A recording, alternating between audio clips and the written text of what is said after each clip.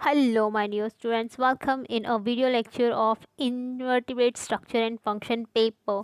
In this video lecture, we are going to discuss about the excretory mechanism. We had learnt about the excretory organs in our offline lecture already.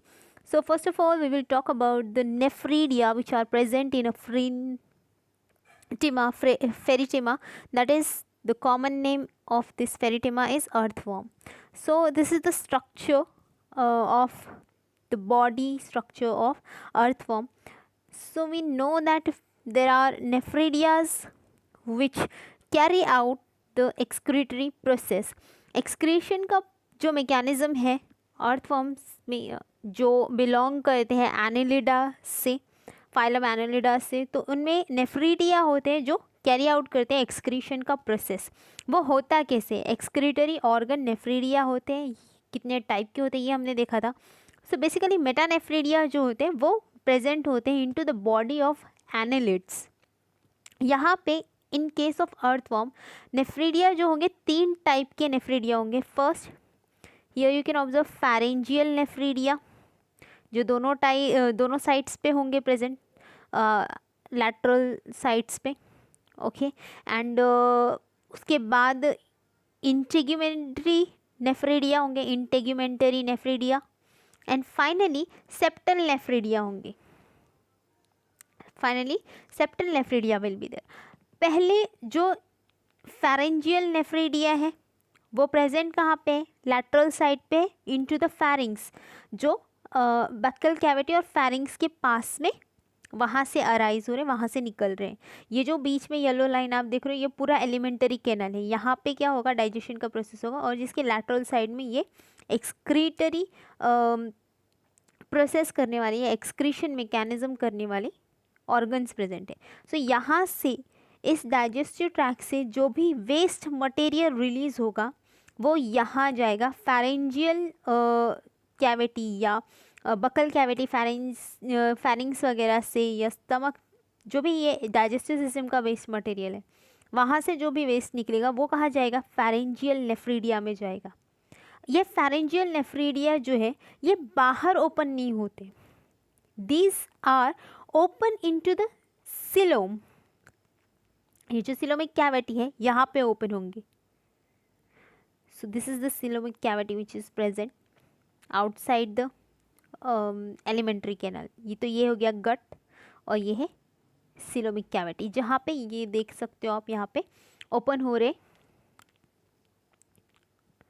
नेफ्रिडियो force के through ये open होंगे. Sorry, nephridiostome के through open होंगे, क्योंकि we had learned about. So nephridiostome will be the part which will be open into the body cavity. उसके बाद जो second type of nephridia है दैट आर इंटीग्यूमेंटल नेफ्रीडिया, जो small nephridium होंगे present यहाँ पे. सो इनका काम होगा कि जो भी सर्कुलेटरी सिस्टम से जो मटेरियल कैरी हो रहा है या जो वेस्ट निकल रहा है, तो सर्कुलेटरी सिस्टम में जो कैपिलरीज होते हैं, हमको पता है कि बहुत सारे कैपिलरीज होते हैं. सो जो नेफ्रीडिया है, नेफ्रीडिया में भी बहुत सारी कैपिलरीज होती हैं. तो वो कैपिलरीज बॉडी में स्प्रेडेड होती है, जहाँ से जो यहाँ पे ये तो ओपन टाइप है, तो सर्कुलेशन का तो दैट मीन्स कि यहाँ पे कैविटी में सारा जो ब्लड होगा वो स्प्रेड होगा. तो उसमें का जो वेस्ट मटेरियल है लाइक डेड ब्लड सेल्स और जो भी मेटाबॉलिक वेस्ट है वो सारा गैदर किया जाएगा इंटेग्यूमेंटरी नेफ्रीडिया से, और वो भी एक्सक्रीट होगा या फिर वो भी रिलीज़ किया जाएगा इनटू द सिलोम. यानी फैरेंजियल नेफ्रीडिया और इंटेग्यूमेंटरी नेफ्रीडिया दोनों क्या कर रहे हैं? बॉडी के सिलोम में ही एक्सक्रीटरी मटेरियल और वेस्ट मटेरियल रिलीज कर रहे हैं. This waste material is given into the septal nephridia lastly. अभी जो फैरेंजियल नेफ्रेडिया है, फैरेंजियल नेफ्रेडिया और इंटेग्यूमेंटरी नेफ्रेडिया दोनों इंट्रोनेफ्रिक होते हैं. इंट्रोनेफ्रिक intro, which means that these open inside the body.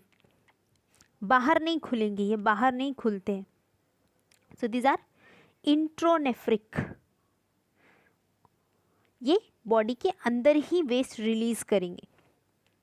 और जो सेप्टल नेफ्रिडिया है, this is the only nephridia which is exonephric, which means कि ये अंदर का सारा एक्सक्रीटरी मटेरियल गैदर करेगा, जमा करेगा, कलेक्ट करेगा और फिर बाहर रिलीज करेगा.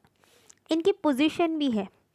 जो फैरेंजियल नेफ्रिडिया है mostly fourth segment, mostly fourth, fifth, sixth segment में प्रेजेंट होते, वहाँ पे होते. और जो इंटीग्यूमेंटल नेफ्रिडिया है वो बॉडी के इनर साइड पे होंगे, यहाँ पे इनर साइड्स पे प्रेजेंट होंगे अंदर. और जो सेप्टल नेफ्रिडिया है वो मोस्टली 15th जो सेगमेंट होगा उसके बाद, बिहाइंड द 15th सेगमेंट, उसके पीछे होगा. तो यहाँ से देख सकते हो कि 15th सेगमेंट से जो सेप्टल नेफ्रिडिया है, ये पिंक कलर शो किए गए, पिंक कलर के. तो ये देख सकते हो कि 15th सेगमेंट से स्टार्ट हो रहे. यहाँ पे 4th सेगमेंट में देख सकते हो कि जो है नेफ्रिडियो, जो फेरेंजियल नेफ्रिडिया है उनके नेफ्रिडियोस्टोम्स जो है एक 4th सेगमेंट में है, यहाँ पे दोनों भी साइड पे, 5th सेगमेंट में है और 6th सेगमेंट में. विच मीन्स कि जो फेरेंजियल नेफ्रिडिया है वो 4th, 5th और 6th में रिलीज हो रहा है. और जो इंटीग्यूमेंट्री नेफ्रिडिया है वो लैटरल साइड्स पे प्रेजेंट है, बॉडी के इनसाइड, बॉडी के इनर साइड पे प्रेजेंट है, बहुत सारे कैपिलरीज के फॉर्म में. और यहाँ पे देख सकते हो कि जो सेप्टल नेफ्रिडिया है वो 15th सेगमेंट से स्टार्ट हो रहा है, जो क्या होगा, बाहर रिलीज करेगा एक्सक्रीटरी मटेरियल को. अब ये जो नेफ्रिडिया है, नेफ्रिडिया का स्ट्रक्चर मैंने ऑलरेडी बताया था. तो नेफ्रिडिया में मैंने बोला था कि बहुत सारे सीलियाज होते हैं, which means that the brush like structures are present, right. So let us come to the here so that I can draw easily. So for example this is the lining of nephridia. Nephridia की internal lining है और जहाँ पे बहुत सारे cells present है, sorry सीलियाज present है.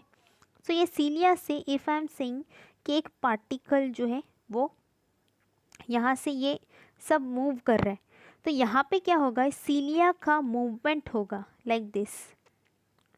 वो क्या करेंगे, मूव करेंगे इन अ वेवी मोशन, बीट करेंगे. और इनकी कांस्टेंट मूविंग से ये क्या होगा, जो मटेरियल है वो मूव करेगा फर्दर डायरेक्शन में. यानी ये ऐसे हुए तो इन्होंने क्या किया, ये पर्टिकुलर मटेरियल को पुश किया इन फॉरवर्ड डायरेक्शन.